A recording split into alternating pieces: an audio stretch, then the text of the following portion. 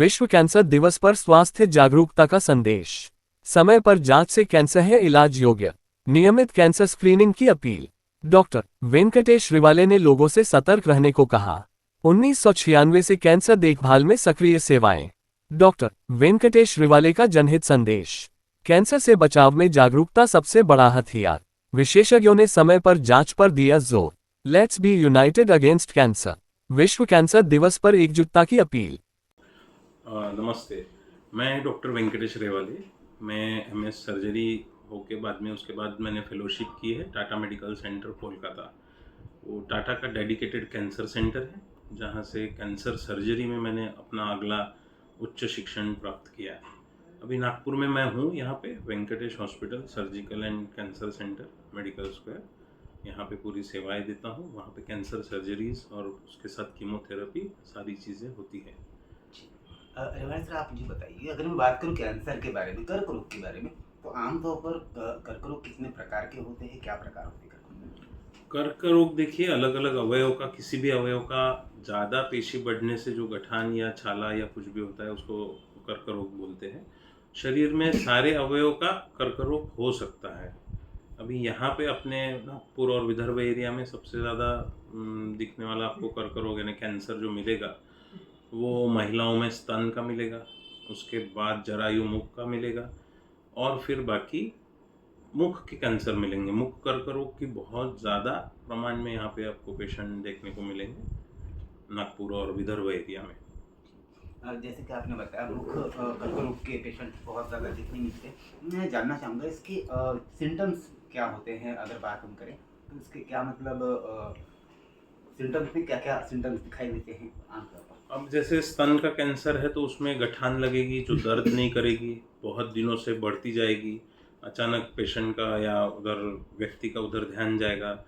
जैसे अभी बच्चेदानी का अगर कैंसर है या कर्क रोग है, उसमें उनको तुरंत खूनवारी माहवारी ज़्यादा बढ़ना चालू हो जाएगी।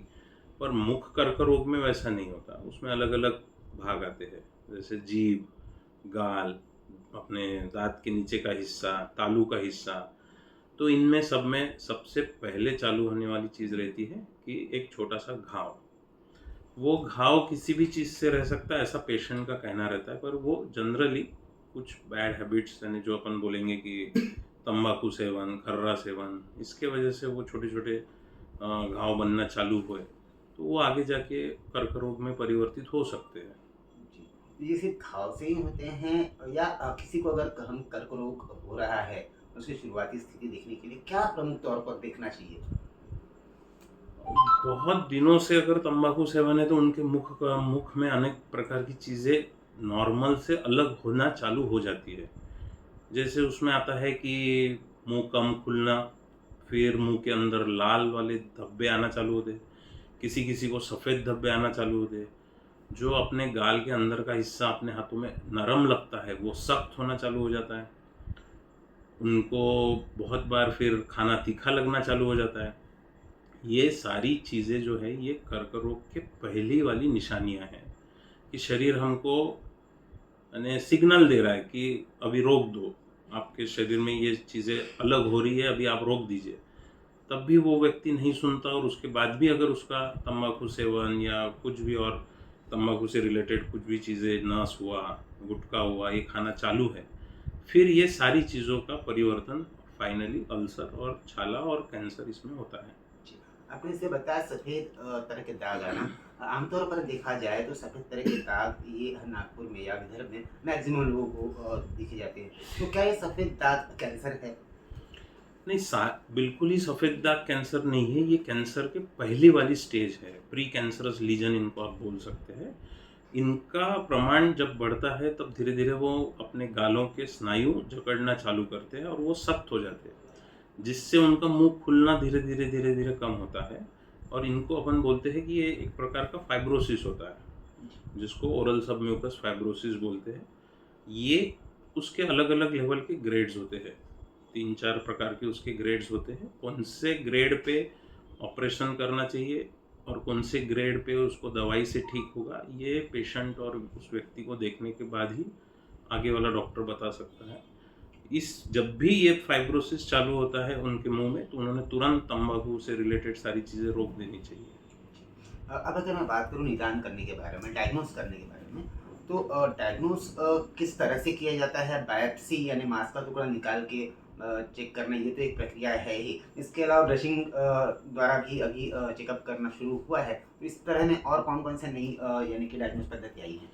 नहीं, डायग्नोसिस जो इसका निदान होता है ये बायोप्सी से ही होता है। मुख कर्करोग का बोलिए या स्तन कैंसर का बोलिए, बायोप्सी यानी एक छोटा सा टुकड़ा निकालना और उसको चेकिंग के लिए भेजना। लोगों में आजकल बहुत ऐसा गलत धारणाएं चालू है कि नहीं, ये बायोप्सी करेंगे तो मेरा इलाज, मेरा कर्करोग जो या मेरा आजार बीमारी जो है वो बढ़ जाएगी। ये सरासर गलत है। शरीर में एक या 2-3 जगह ऐसी है जहाँ से बायोप्सी नहीं करनी चाहिए।